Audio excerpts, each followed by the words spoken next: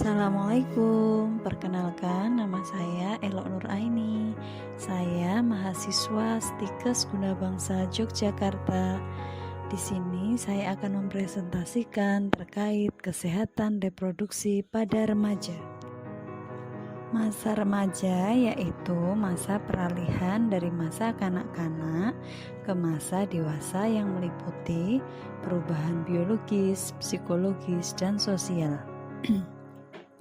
Usia remaja ini biasanya dimulai pada usia 10-13 tahun untuk remaja awal dan berakhir pada usia 18-22 tahun pada remaja akhir. Pada masa remaja ini, seseorang mengalami perubahan baik dari segi psikologis maupun biologisnya. Adapun beberapa faktor yang berhubungan dengan kesehatan reproduksi pada remaja. Yang pertama, faktor sosial ekonomi dan demografi. Yang kedua, faktor budaya dan lingkungan. Yang ketiga, faktor psikologis, dan yang keempat, faktor biologis.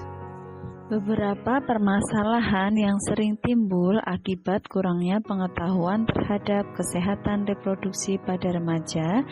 Yang pertama, kehamilan yang tidak diinginkan sampai berakibat dengan aborsi. Yang kedua, perkawinan dan pernikahan dini.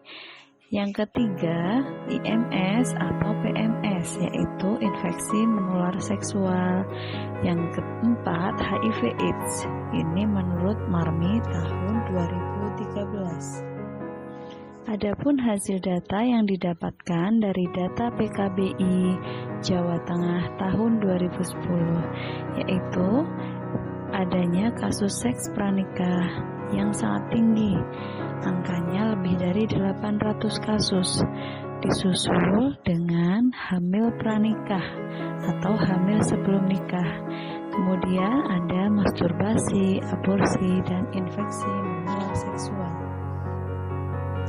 Sedangkan hasil data dari Dinas Kesehatan Kota Yogyakarta tahun 2016 sampai 2019 terdapat kasus persalinan pada remaja akibat dari seks pranikah di atas 600 angkanya. Kemudian hamil pranikah angkanya juga cukup tinggi di atas 200 dan setiap tahun mengalami kenaikan jumlahnya. Hal ini menyebabkan beberapa remaja mengalami gangguan kesehatan reproduksi. Apa sih upaya yang bisa dilakukan? Yang pertama, melakukan edukasi kesehatan mengenai cara perawatan organ reproduksi. Yang kedua, melakukan edukasi kesehatan mengenai dampak dari pornografi. Yang ketiga, memberikan edukasi tentang perkembangan remaja saat pubertas. Dan yang keempat, edukasi kesehatan mengenai KTD, aborsi, dan HIV/AIDS atau penyakit menular seksual lainnya. Hasil yang diharapkan dari beberapa upaya tersebut, yang pertama, meningkatnya pengetahuan remaja tentang kesehatan reproduksi. Kemudian, meningkatkan kesadaran remaja akan pentingnya masalah kesehatan reproduksi dan menekan angka kejadian kasus-kasus kesehatan reproduksi pada remaja.